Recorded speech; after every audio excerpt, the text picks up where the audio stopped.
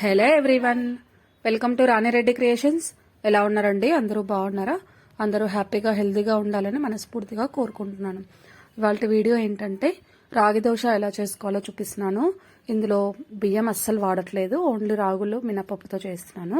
దీనికోసం 2 గ్లాసుల రాగులు, 1 స్పూన్ మెంతులు తీసుకుని, అలాగే 1/2 గ్లాసు మినపప్పు తీసుకుని నీట్గా 2-3 సార్లు వాష్ చేసుకుని 8 గంటల పాటు నానబెట్టుకోవాలి. విధంగా నానిన తర్వాత ఈ మినపప్పులో పొట్టుని సగం పోయి సగం ఉండేలాగా వాష్ చేసుకుని మెత్తని పేస్ట్ లాగా గ్రైండ్ చేసుకుని పెట్టుకోవాలి. ఇలా నైట్ అంతా పక్కన పెట్టుకున్న పిండిని మార్నింగ్కి ఈ విధంగా ఉంటుందన్నమాట. ఇందులో వాటర్ ఏమీ కలపాల్సిన అవసరం ఉండదు. ఈ కన్సిస్టెన్సీ సరిపోతుంది దోశలకి. ఇందులో టేస్ట్కి సరిపడా సాల్ట్ వేసుకుని పెనం వేడయిన తర్వాత ఈ విధంగా దోశలు వేసుకోవాలి.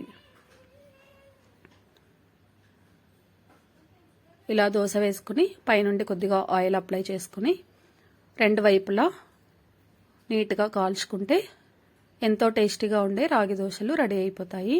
ఇదే విధంగా పిండి మొత్తాన్ని దోశలు ప్రిపేర్ చేసుకుంటే సరిపోతుంది. చాలా టేస్టీగా ఉంటాయి, తప్పకుండా ట్రై చేయండి. ఈ రాగులు మనం రెగ్యులర్గా తీసుకోవడం వల్ల చాలా ఉపయోగాలు ఉంటాయి అన్నమాట. రాగుల్లో కాల్షియం ఎక్కువగా ఉండడం వల్ల ఎముకలకి బలాన్ని ఇస్తుందన్నమాట. అలాగే ఇందులో ఐరన్, మెగ్నీషియం, ఫైబర్ వంటి పోషకాలు ఎక్కువగా ఉంటాయి. రాగులు తినడం వల్ల మన బాడీలో కొలెస్ట్రాల్ తగ్గించుకోవచ్చు, అలాగే బీపీ కూడా తగ్గుతుందన్నమాట. అయితే కిడ్నీలో స్టోన్స్ ఉన్న వాళ్ళు మాత్రం ఈ రాగులు తినకూడదు. అలాగే థైరాయిడ్ ఉన్న వాళ్ళు కూడా, థైరాయిడ్ ప్రాబ్లమ్స్ ఏమున్నా కూడా రాగులు తినకూడదు అనమాట. ఇలా కిడ్నీ ప్రాబ్లం కానీ థైరాయిడ్ ప్రాబ్లం కానీ ఉన్న వాళ్ళు ఒకసారి డాక్టర్ని కలిసి సజెషన్ తీసుకుంటే బాగుంటుంది. చూడండి దోశలు ఎంత బాగా వచ్చాయో, చాలా సాఫ్ట్గా ఉంటాయన్నమాట.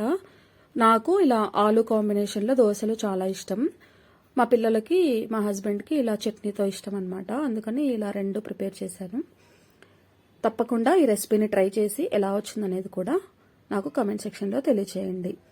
ఈ వీడియో కనుక నచ్చినట్లయితే లైక్ చేయండి, షేర్ చేయండి, కమెంట్ చేయండి. Thank you so much.